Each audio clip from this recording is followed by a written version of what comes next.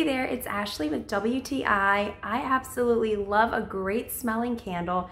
Myrrh Blossom Essence makes a 100% soy wax candle, which doesn't have any of the harmful effects like other candles can have, and it smells delicious.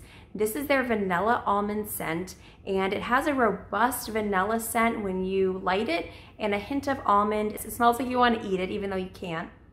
I especially like the design of this candle as well. It has this neutral glass exterior and then this gold top, so it looks beautiful in your home and fit any decor style. I also especially like this sound that it puts off. It has that wick burning and it sounds like a campfire. It is really nice at night, and I love to use this on my outdoor table. I use it in my kitchen, my bathroom, my living room. With an 80 to 85 hour burn time, this candle is going to last you a long time. This gives off those cozy vibes that we all love in our house.